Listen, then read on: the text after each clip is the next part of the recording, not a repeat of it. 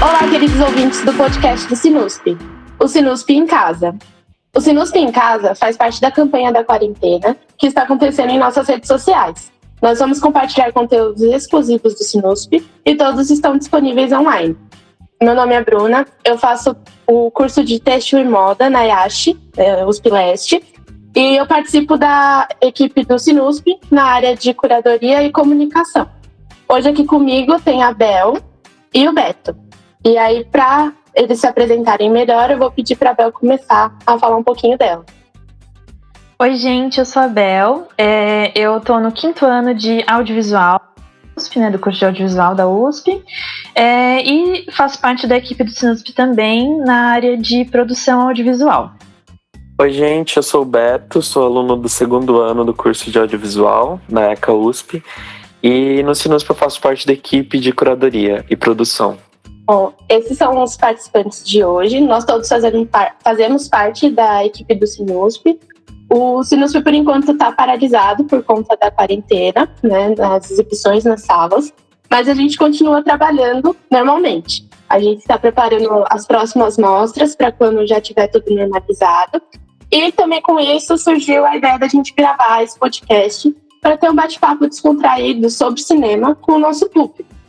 Nesse primeiro episódio, a gente vai falar sobre os destaques da Mostra Novíssimo Cinema Brasileiro e comentar sobre alguns títulos que foram lançados em 2019 e farão parte da programação.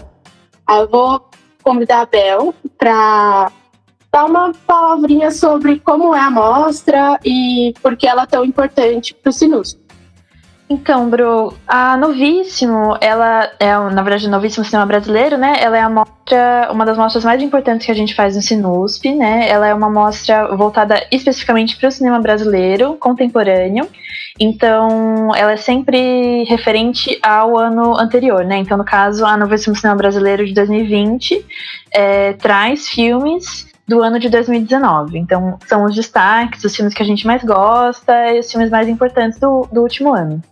Ela acontece sempre no começo do ano e é uma das primeiras mostras do ano do Sinusp, Então, a quarentena acabou pegando a gente bem de surpresa no meio dessa mostra, que é uma mostra tão legal, que é uma das mostras com mais filmes, mais debates, várias pré-estreias, mas como ela é uma super queridinha nossa, a gente vai dar continuidade a ela na nossa programação normal, assim que as atividades normalizarem, a gente puder sair na rua de novo.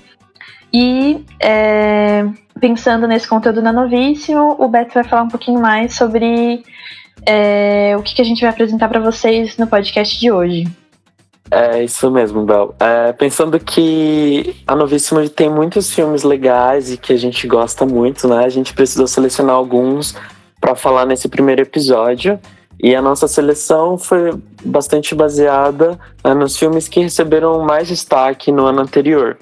Então, todos eles tiveram uma trajetória bem extensa em festivais internacionais, alguns foram premiados, e, enfim, eles tiveram uma projeção bem grande, tanto no Brasil quanto no mundo, Então, a gente decidiu hoje falar um pouco sobre Bacurau, A Vida Invisível, Bicha Travesti e Divino Amor. Claro que esses filmes representam uma parcela bem pequena da Novíssimo, que no total tinha 27 filmes. Então a gente vai dedicar os próximos episódios também a alguns outros filmes da nossa mostra, fazendo alguns recortes mais específicos. Então, qual vai ser o primeiro filme que a gente vai falar hoje, Beto?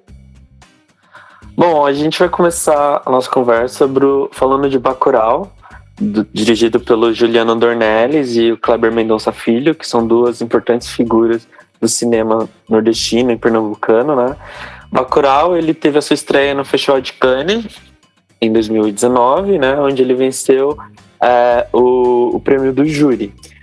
Essa é uma grande vitória para o cinema brasileiro, porque a última vez que nós vencemos prêmios dessa amplitude em Cannes foi há bastante tempo. E, enfim, o Bacurau ele gerou um hype imediato, tanto no Brasil, principalmente no Brasil, mas também no resto do mundo. E ele teve uma trajetória que, enfim, ele passou por muitos festivais, Nova York, Toronto, e no Brasil ele também foi um grande sucesso de público, então ele foi bem abraçado, né, pela crítica e pelo público. Bacurau é esse filme, então, que conta a história dessa pequena cidade, que é o título do filme, né, a cidade de Bacurau. Uma cidade que é bem pacata, bem pequena e que se vê sendo atacada por forças misteriosas que ao longo do filme a gente entende melhor o que são, né? E o filme é bem interessante porque ele mistura gêneros e mistura de uma forma que no cinema brasileiro ainda, eu diria, era bastante inédita, né? Então é quase que uma mistura de filme de ação com western e elementos... Ficção científica. Isso, elementos quase de ficção científica. Então, assim, um hibridismo muito interessante e que eu acho que chamou bastante a atenção do público também, né? Sim, e também o engajamento do público foi para além da sala de cinema, né, Beto? Que é uma coisa muito interessante, que rendeu muitos memes, muitos tweets, muitos comentários, assim, na internet e também fora dela, muita fantasia de carnaval. Então, foi bem interessante esse engajamento do público e acho que faz todo sentido, assim, pensando no filme, né, no que ele trata, dessa coisa mais mesmo de uma luta de classes, assim, mas também acho que é uma vontade de lutar pelo que é o Brasil, assim, né? Tipo, contra o estrangeiro também, de uma certa forma, assim, né? Sim. Contra o imperialismo. E eu acho que Bacurau, ele imediatamente se tornou um fenômeno pop, assim, na cultura brasileira, que eu achei bem avassalador, assim. Eu não consigo me lembrar de filmes que tiveram esse impacto tão rápido na cultura, virou até música de carnaval, né? E eu acho que ele, enfim, além de todo esse poder fora das salas, né? Eu presenciei, eu fui em 2 sessões de Bacurau, e nas 2 sessões de Bacurau eu presenciei, assim, uma presença do público, um engajamento muito, assim, intenso. Então foi muito catártico, né? De todo mundo interagir ou gritar, falar yes e coisas do tipo, quando, enfim, os personagens que a gente torce se dão bem ou coisas assim. Então acho que, assim, de modo geral, Bacurau representa uma experiência bem intensa e única, assim, no cinema brasileiro. E não só na sua narrativa, na sua linguagem, mas também o impacto que ele teve fora das salas. Assim. Eu acho que catarse é uma ótima palavra, assim, pra definir a interação do público com Bacurau. A primeira vez que eu assisti, saí do cinema, assim, com vontade de gritar, tipo, de... tão impactada que eu tinha ficado. Eu também assisti Bacurau 2 vezes no cinema, e as 2 vezes que eu saí da sala foi com esse sentimento também de... Nossa, eu fiquei muito tensa durante as sessões, mesmo eu já tendo visto uma vez, na segunda vez eu tava muito tensa. E tem uma coisa que eu acho que ficou também muito marcado pra mim, quando eu assisti, além de muitas coisas, eu achei a trilha sonora muito incrível. A música de abertura é sensacional, e aquela música durante a cena da capoeira, que pra mim pareceu que nessa cena todos não eram mais habitantes de Bacurau e todos viraram Bacurau em uma unidade só. E eu adoro aquela parte da capoeira, pra mim é a minha parte preferida do filme. A trilha musical do Kleber é sempre bem marcante, né? Assim, acho que é uma coisa que ele preza bastante nos filmes dele, e trazer bastante títulos brasileiros e incorporar isso num filme de uma forma bem intensa, assim. Sim, e a música dessa cena é também a música usada no trailer, né? E o trailer por si só já é um espetáculo, é bem eletrizante e boa. E isso se deve principalmente à trilha sonora, que eu sou muito fã também. Acho que podemos ir pro próximo, hein, Bruno? Então, o próximo filme vai ser o Divino Amor. E aí quem vai apresentar ele pra nós vai ser a Bel. Então, Divino Amor é um filme do Gabriel Mascaro, o último filme do diretor. que também dirigiu Boi Neon, Doméstica, Eventos de Agosto, outros filmaços, assim, bem importantes pro cinema brasileiro nos últimos anos. Ele não teve muitas premiações, mas ele estreou em grande estilo em Sundance e também passou no Festival de Berlim e fez bastante barulho no Brasil, dividindo opiniões. Muitas pessoas gostaram muito do filme, outras não. E ele é um filme bem polêmico, assim, né? Ele quis causar bastante pela temática. Ele se passa num Brasil em 2027, num Brasil hipotético, mas não tão distante do que a gente está vivendo, né? Com nosso presidente e os rumos que o Brasil está tomando. E nesse Brasil de 2027, o Estado virou evangélico, cristão, né? E muito conservador. E no filme até é pontuado que, embora seja assim, não, o Brasil ainda se diz laico, né? Então tá num limiar, assim, entre essas duas forças. Esses dois estados, né, no caso. E aí a gente acompanha a trajetória da Joana, que é uma escrivã de um cartório que cuida da seção de divórcios.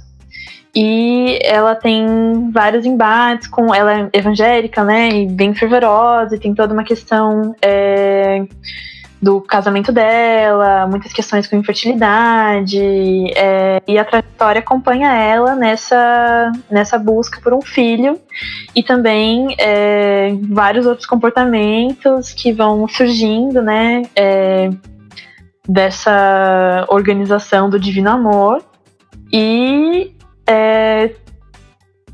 por ser um filme de temática evangélica, a gente não espera, mas assim, tem muitas cenas de sexo, muita cena de nudez, tipo, é uma coisa bem assim, impactante nesse sentido, de realmente o Gabriel Mascaro, ele quis trazer uma coisa bem inesperada, assim, do que poderia ser essa temática. Uhum. E o filme continua, né, esse estilo do Gabriel, que ele filma muito bem corpos, de uma maneira bem poética.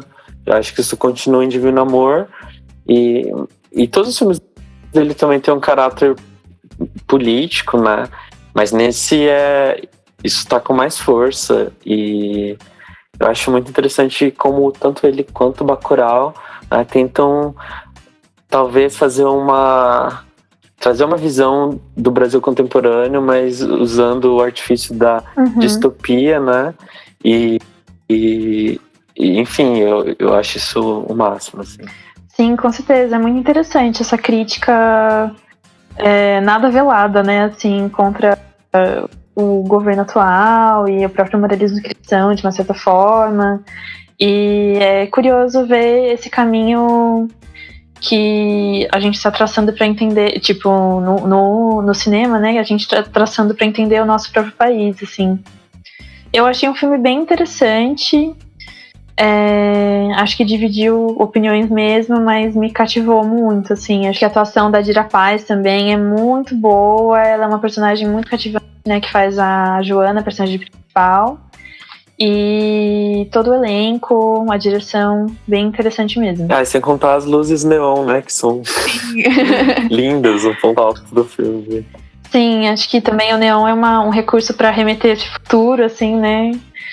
É um futuro neon evangélico. E com raves evangélicas. Né? Sim. Eu ia comentar sobre as cores, porque esteticamente ele fica muito bonito, né? Sim, com certeza. Mas é bem interessante colocada nesse contexto, né? Assim, que não é só rave, não é só culturalmente um movimento isolado, mas sim como se fosse o Brasil inteiro num estado que praticamente não é mais laico, né? Certo. E depois do Divino Amor, a gente vai comentar sobre um outro grande filme de 2019, que é A Vida Invisível. O Beto vai falar dele pra gente. Bom, Vida Invisível, eu diria que junto com Bacurau foi o filme que mais impactou e mais circulou e gerou comentários, né, a respeito do cinema brasileiro no ano passado. Ele é dirigido pelo Karim Ainuz, então é o terceiro filme que a gente aborda aqui, que é nordestino, né? Ou tá atrelado ao Nordeste de alguma forma. E o A Vida Invisível estreou no Festival de Cannes, assim como o Bacurau, e lá ele venceu o prêmio Um Certo Olhar, né? Que é dessa mostra paralela, mas que é igualmente interessante e importante. E A Vida Invisível, ele conta a história dessas duas irmãs que vivem no Rio de Janeiro dos anos 50, né? Elas têm um pai que é um imigrante português muito conservador e eventualmente elas acabam se distanciando, né? Muito em parte por conta dessa postura rígida do pai. E elas seguem as suas vidas, buscando seus sonhos, também buscando se reencontrar de alguma forma, né? A Vida Invisível, ele é um filme que, ao contrário de Bacurau e Divino Amor, né, ele não avança no tempo para pensar o Brasil de hoje, mas ele recua. Então, a gente vê no filme toda a questão do conservadorismo, do machismo, mas que permanece na nossa sociedade até hoje, como a gente sabe, né? Sim, Betinho, a forma como A Vida Invisível trata, né, dessa questão tão importante, assim, para pensar o Brasil atual, que é o papel da mulher e o machismo na nossa sociedade tão intrínseco, assim, né? Para mim, me tocou muito. Foi um filme que eu assisti com a minha mãe no cinema, então foi uma coisa muito significativa, assim, porque é uma história que, como muitas pessoas já falaram, né, o próprio Karim já falou isso em entrevista, mas que podia ser a história das nossas avós, assim, é uma história que realmente pode ser de qualquer mulher no Brasil que viveu esse período, e só não é hoje, assim, na verdade até poderia ser, né, de uma certa forma. Ele aborda questões que eu achei, assim, muito...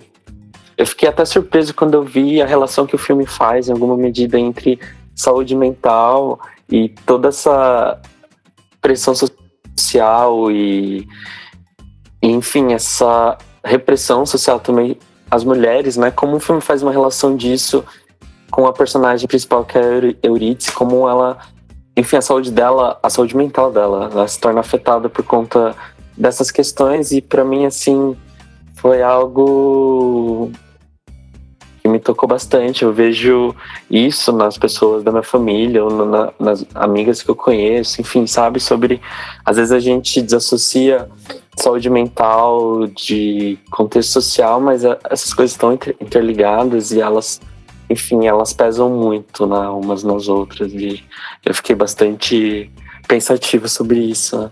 E eu queria muito também elogiar a fotografia do filme, que é espetacular, né? Ai, é linda demais, sim. O filme foi gravado em película, né, fotografado pela Hélène Levar, que eu acho que é uma fotógrafa europeia, francesa, né? E, enfim, é simplesmente maravilhoso, assim, é um deleite assistir esse filme no cinema, então convido o público a assistir quando a gente puder exibir na nossa sala do Sinusp. Sim, assim que a gente puder sair de casa normalmente, né? Sim. E acho que é importante lembrar também que A Vida Invisível foi a nossa grande aposta ao Oscar, né? Que esse ano o Oscar estava muito competitivo, né? Em termos de filmes estrangeiros, a gente viu Parasita levar tudo, merecidamente, né? Uhum. E A Vida Invisível, infelizmente, não conseguiu ser indicado e também não figurou entre os finalistas, mas eu acho que teve chances reais, né? A questão principal, acho que foi essa competitividade bem alta desse ano. O contexto um pouco do Vida Invisível, né, fala sobre a luta um pouco de gênero, né? Porque a gente pode até conectar com o último filme que a gente vai comentar, que seria O Bicha Travesti, que também toca muito nessa questão de gênero, de desconstruir o que está acontecendo para um futuro um pouco melhor. Bel, o que você tem a nos dizer sobre o Bicha Travesti? Então, Bru, o Bicha Travesti, ele é um documentário, direção do Kiko Boifman e da Cláudia Priscila, sobre a vida e também obra e um pouco das questões performáticas da Linda Quebrada, que é uma cantora, compositora e também atriz, militante e bicha travesti, né, como ela mesma coloca no filme. E também a Lin participou criativamente da produção, né, do roteiro do filme, então isso é uma coisa bem interessante sobre o documentário.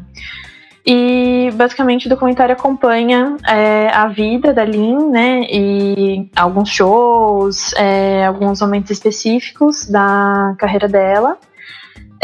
E também acompanha bastante a Jupe do Bairro também, que é uma personalidade fundamental no filme, a interação entre elas é muito importante. E o filme ele traz principalmente esse conceito de bicha travesti, que uma coisa que ele propõe, né, que seria um questionamento mesmo das noções de gênero, que bicha travesti seria uma noção de si própria, né, dela, no caso, de um conceito de gênero que une os elementos de mulher, travesti e bicha numa mesma personalidade, né? E que não é nenhuma dessas três coisas, nenhuma dessas três caixinhas, mas também é todas ao mesmo tempo. E o filme ele traz algumas personalidades importantes, né? Além da própria Linda Jupe, a Lineker, que é uma cantora também, e com também uma mulher trans, né? E com uma grande expressividade no cenário da música popular brasileira atual, assim. E o filme ele traz várias questões interessantes, até esteticamente, assim, né? Ele não é um documentário nada clássico, ele traz vários tipos de conteúdos diferentes, no sentido de tem entrevistas, mas também tem a gravação dos shows e tem, além de tudo isso, vários momentos de performance mesmo. E uma coisa bem interessante sobre Bicha Travesti, né, que a gente repara em outros documentários brasileiros recentes, que é um limiar muito não definido, né, entre o que é ficção e o que é realidade. Eu acho que isso também é um ponto chave do filme. Sim, com certeza. Essa construção mais poética, né, da própria personalidade e do ambiente, assim, é um filme bem interessante no sentido também estético. E acho que uma das coisas mais interessantes é também essa relação com o corpo, né? Que o corpo travesti é um corpo que é marginalizado, mas no filme ele também, isso é apontado, né? Mas também é tanto um objeto quanto um veículo do estudo do filme, né? Então, muitas das problemáticas partem do corpo, mas também o corpo é utilizado para falar, né? O corpo de uma mulher travesti, preta, né? Como isso é interessante em todas as problemáticas, mas também nas poéticas bonitas que isso pode trazer. E acho que uma das coisas que mais me chamou a atenção no filme é essa questão da solidão da mulher travesti que a Lin traz, mas também a união em comunidade que acaba surgindo dessa amizade com outros travestis e com as bichas, e como isso acaba virando uma família de uma certa forma também. E a própria relação muito afetuosa da Lin com a mãe dela, né, que eu acho que uma das cenas mais lindas do filme é elas tomando banho juntas, e que me tocou muito, assim, é uma cena muito bonita. E ele ganhou o TED Award de melhor documentário, que é uma categoria do Festival de Berlim, destinada a filmes com temática LGBTQI+. E então é um prêmio bem importante, e ele foi também premiado nos festivais de Brasília, Toronto, Barcelona e no Mix Brasil. O nosso debate, né, já foi realizado com o Kiko Goifman e a Cláudia Priscila. E depois que normalizar tudo, provavelmente vai ficar disponível no nosso YouTube, né, para todo mundo ver o filme e depois ver o debate e, né, se inteirar sobre como foi gravado, o que aconteceu. A Lin também participou, né, da parte de roteiro do filme, né, Bel? Sim, ela participou criativamente bastante dessa parte. Eu acho a Lin uma artista, assim, de tudo, né? Ela compõe, ela canta, ela atua, ela tem um programa, né, no Canal Brasil, então ela é completa. Ela é muito completa, né? Sim. Uhum. E dentro desses filmes, assim, que a gente comentou, ou que vão passar ainda na Novíssimo, vocês têm alguma recomendação para o nosso público? Qual que foi o mais queridinho que a gente falou hoje, ou não falou hoje, vai falar ainda mais para frente? Qual é o título que vocês recomendam com toda certeza para o nosso público? Essa é uma pergunta difícil, hein, Bru? Sim. Cada filme tem a sua particularidade, né? E aquilo que faz deles únicos e todos merecem ser vistos, né? Mas dentre esses que a gente citou, eu posso falar que o meu preferido pessoalmente por toda a importância simbólica dele, eu diria que é Bacurau, né? Ai, desses 4 também, acho que foi muito marcante pra mim, mas eu acho o Bicha Travesti também muito interessante, muito legal. Todos, né? Ai, gente, eu não vou conseguir decidir, não. Eu acho que eu recomendo os 4 mesmo, que são filmes muito interessantes, todos eles. Acho que talvez o que mais me chamou a atenção, não mais me chamou a atenção, mas assim, talvez o que tenha me impactado mais foi o Divino Amor, que foi um dos últimos que eu assisti dessa lista. E eu achei muito surpreendente tudo no filme, assim, a forma como ele foi muito mais do que eu esperava que ele fosse, assim. Então acho que, e também, né, no contexto atual, então, eu acho que é um filme de uma reflexão importante, assim. E recomendo, mas recomendo todos mesmo. Acho que são filmes muito interessantes. O Bicho Travesti também, muito, muito, muito interessante mesmo. Mas o nosso público não precisa escolher um só. Ele pode assistir aos 4 gratuitamente na nossa sala do Sinusp quando tudo voltar ao normal, né? Sim, não pode perder a mostra completa, porque ainda vão ter, né, exibições, debates que não imperdíveis.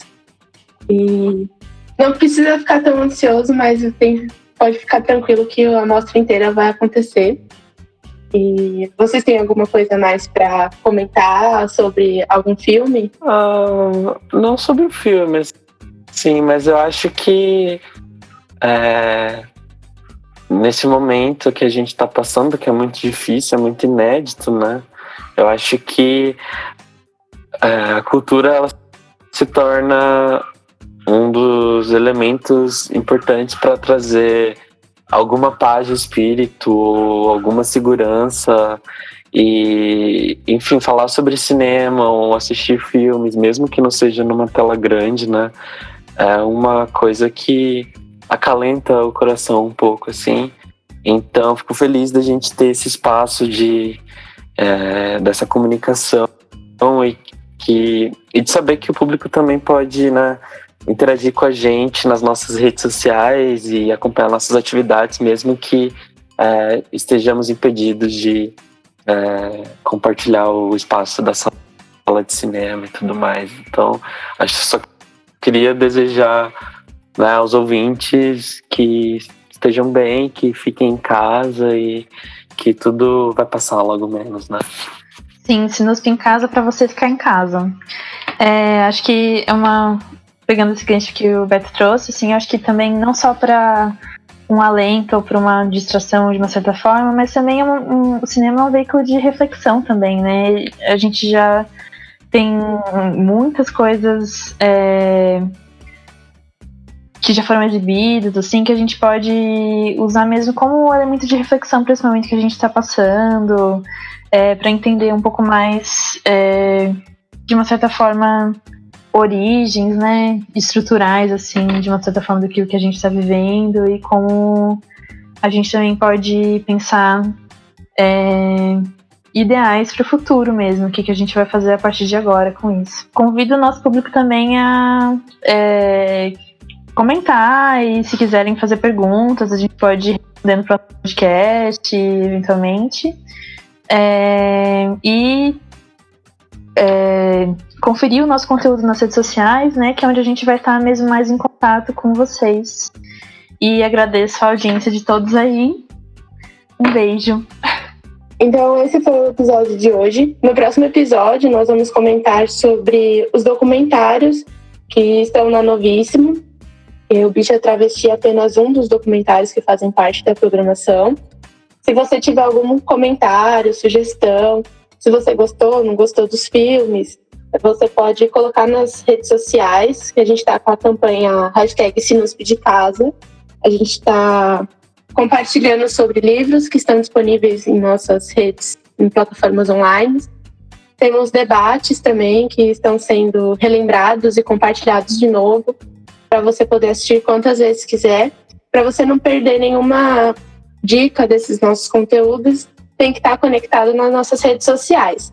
Então, aqui fica esse episódio e até o próximo. Que todos fiquem bem. Tchau!